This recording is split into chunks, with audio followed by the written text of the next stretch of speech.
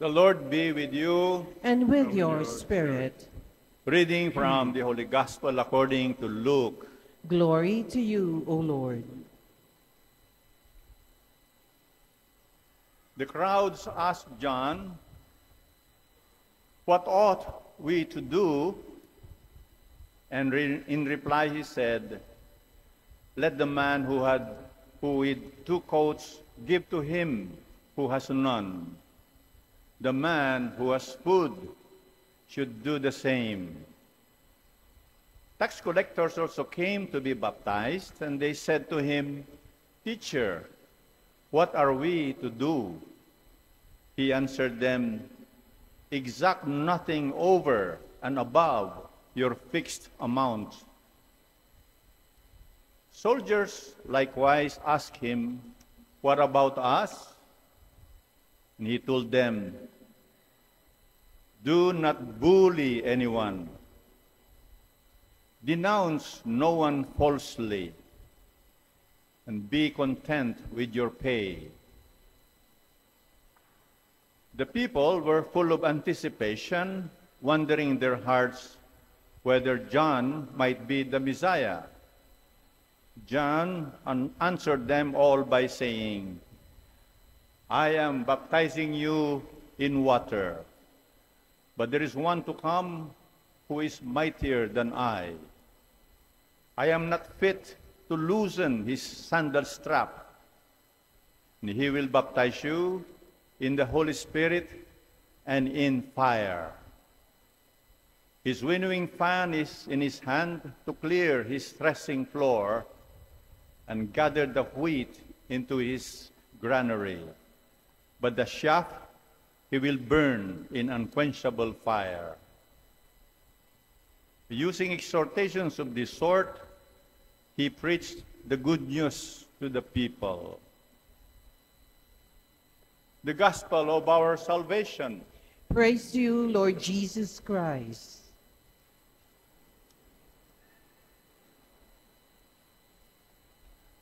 Come, Holy Spirit, bless this unworthy priest, that I may share with humility and with the heart, and that people listen with the Holy Spirit in their hearts. Sisters and brothers, 10 days before Christmas Day, on the 10th day of Christmas, my true love sent to me. Today, please don't forget, our true love is sending us his only begotten Son. And that's what Christmas is all about. Thank you for your love and sacrifice coming here every Sunday or attending a Sunday online Mass wherever you are to say thank you to the Lord. 10 days. Just want to ask you a very simple question. What did Adam say to Eve on the day before Christmas? Anong sinabi ni Adam kay Eva nung araw bago magpasko? You know what he said? He looked at Eve and said, "It's Christmas Eve." Mga kapatid, for some people, it's Christmas. Wala lang.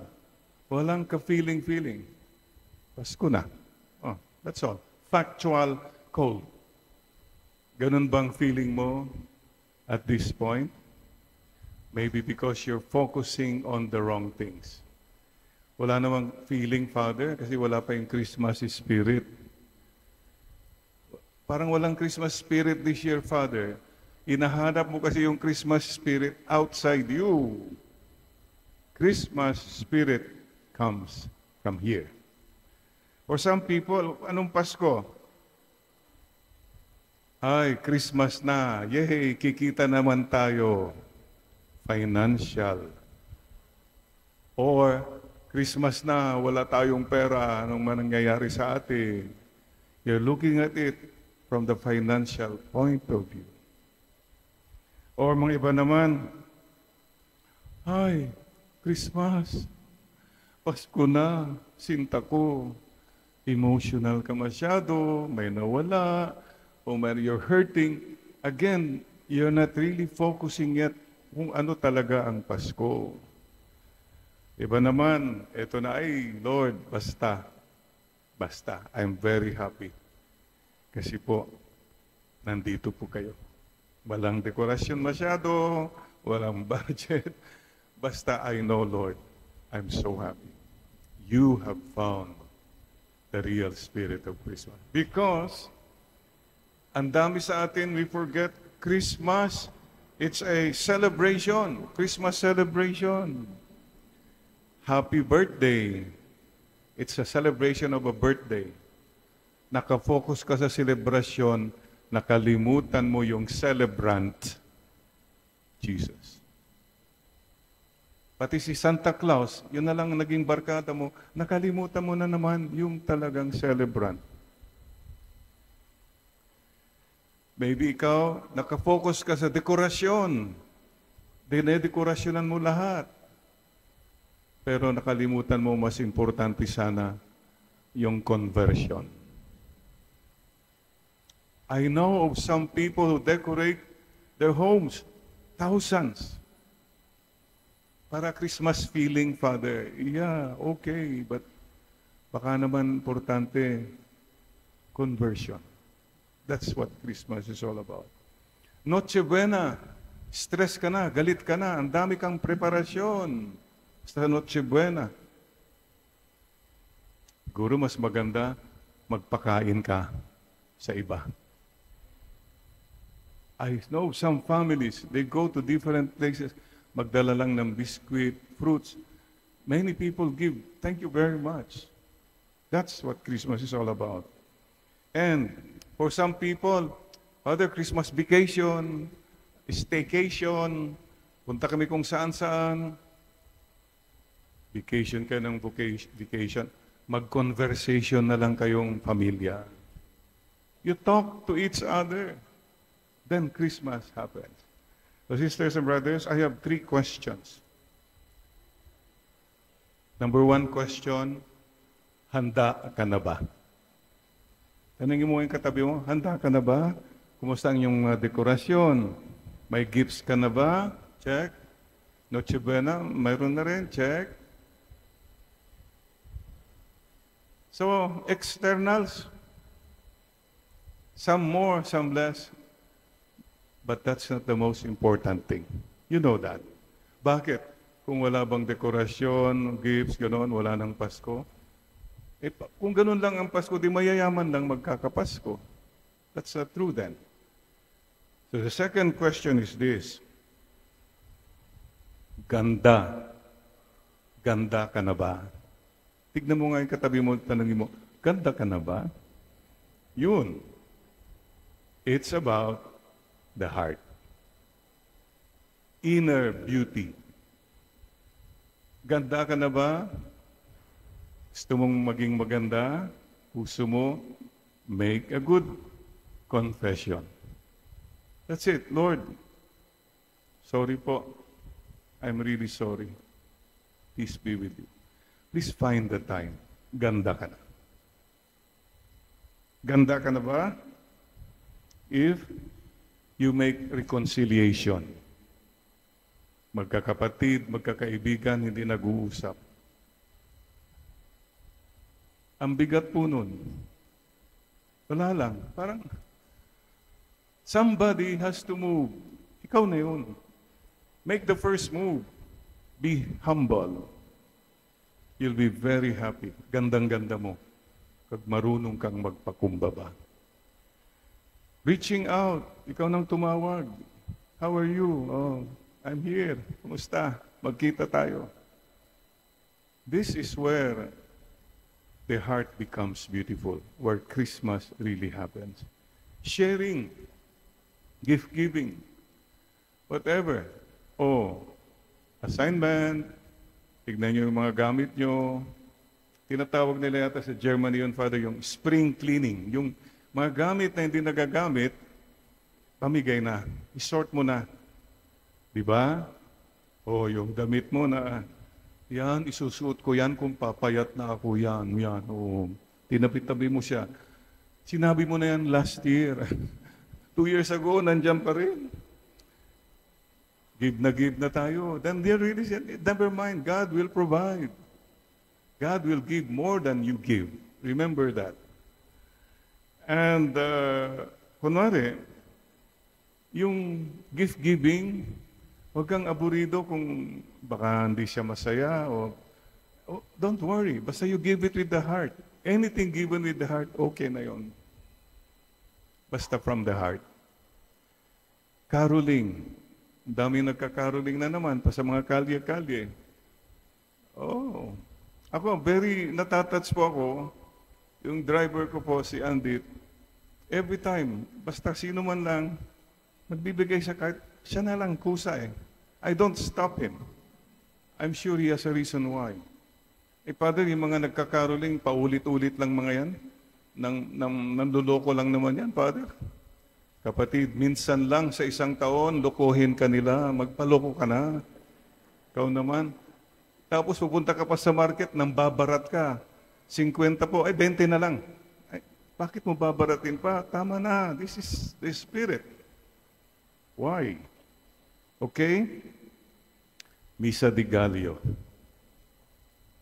Ang tawag namin nung teenager kami dyan, simbang tabi. Oh, kasi makakatabi mo yung crush mo, gano'n. Simbang tabi. Kaya nag-a-attend ka rin. Ano ang iyong motibasyon? Bakit magsisimbang gabi ka? Yun. Has to be the heart. Hindi dahil sa obligasyon, hindi dahil sa, but mula sa puso. Do it. It's a sacrifice, beautiful offering. So mga kapatid, ganda ka na ba? Third question, tanda mo na ba? Tignan mo yung katabi mo, medyo matanda na ba?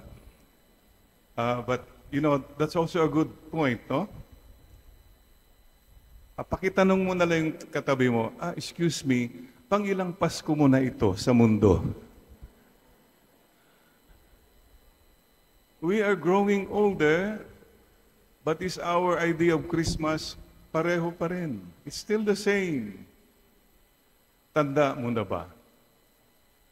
Tanda means, do you really now understand? Do you really now remember what Christmas is all about? Mga kapatid, tandaan po niyo, Christmas is all about a God who loves us so much, He gave His only begotten Son. Kaisa-isang anak.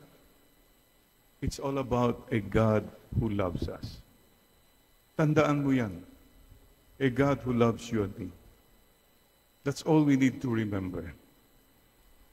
And Christmas, remember, John 3:16, for God so loved the world, He gave us His only begotten Son.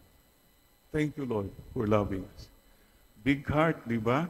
The big heart came to our human hearts.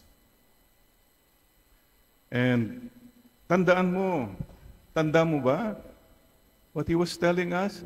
Love one another. Magmahalan kayo. This world,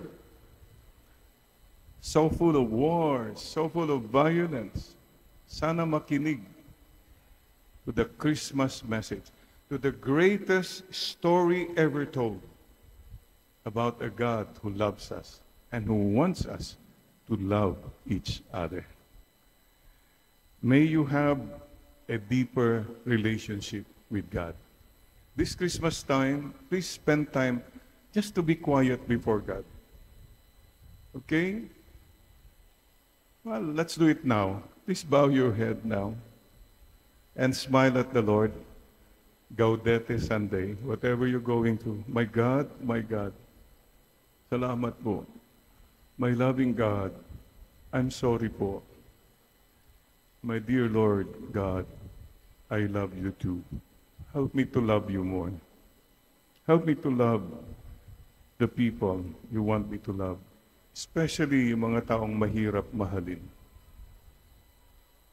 And may the spirit of Christmas be always in my heart. Salamat, Lord, ha. Binigyan mo kami ng pag-asa. You have given us hope and meaning and worthy as we are. Yes, there is someone greater than you and me. Serve Him, love Him, follow Him, and you will be happy. Remember this, you and I are not greater than Him. We owe Him everything. He owes us nothing. We are entitled to nothing. We are His servants. Then you know what Christmas is all about. Share your blessings, especially at Christmas. I read to you from the book of Deuteronomy. The poor will never disappear from the earth. You must open your hand generously to your fellow Israelites, to the needy among you, and to the poor who live with you in your land. The poor will never disappear. They're still with us. Beautiful reminder from Deuteronomy. Today, let's make a resolve to really come closer to God, to really live out the gospel values. Very clear today. Are you listening? The Lord tells today, those who serve, specifically, sinabi po dito, tax collectors, what should you do? Do not collect more than what you should. It's in the gospel. Soldiers, policemen, whoever, lawmakers, what should you do? You must stop extorting and don't make false accusations. Klarong-klaro po. Do not practice extortion. Do not falsely accuse anyone, and be satisfied with your wages. Yung mga extra dyan, hindi na dapat. So this is it. Sisters and brothers, please don't forget that Christmas, tandaan mo, Christmas is not just a day. Christmas is not just a season. Christmas is a life commitment. Christmas is a mission. Christmas does not end December 25. Be a walking Christmas.